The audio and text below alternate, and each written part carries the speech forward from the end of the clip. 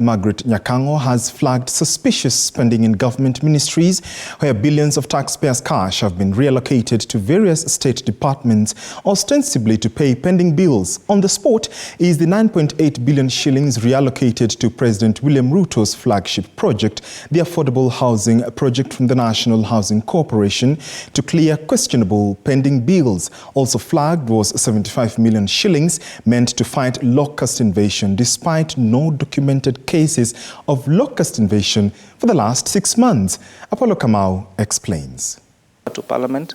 The Control of Budget 2023-2024 Budget Implementation Report exposes government ministries over questionable spending for the last 6 months, starting July to December 2023. Dr. Margaret Nyakango, who appeared before the National Assembly's Finance and Planning Committee, flagged 9.8 billion shillings reallocated from the National Housing Corporation to the Affordable Housing Project to clear questionable pending bills. The Affordable Housing Project is yet to be legalized by Parliament. I confirm here and now that I wrote not once but twice to the State Department of Housing asking why they were reallocating the 9.8 billion. This money was supposed to go to National Housing Corporation, and instead it was taken to this affordable housing.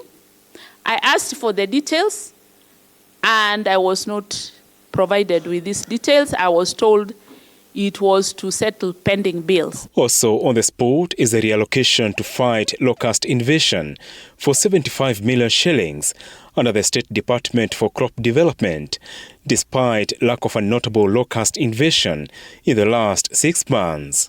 Say you are fighting locusts, so you still must travel, you still must buy fuel, you still must sleep somewhere, and you are fighting locusts.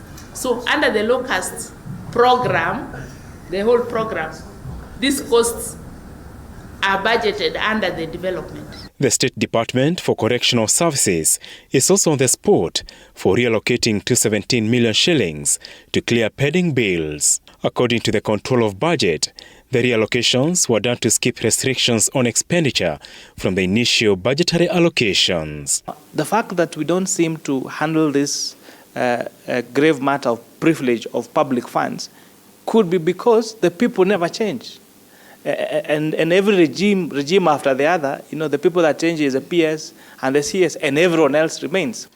And you see, when you look at this proposal she gave us, it's like the money was being removed from where it is very hard to spend to where it is easy to spend. It looks like there are some things which are being done by National Treasury, and they are hiding under the cover. They only disclose what suits you, but the main details are hiding from you. The Control of Budget now wants Parliament to amend the Control of Budget Act to give her legal powers to oversee funds outside the Consolidated Fund, like the Petroleum Levy and the Railway Development Levy, which she said are prone to misuse. Apollo Kamau, TV 47.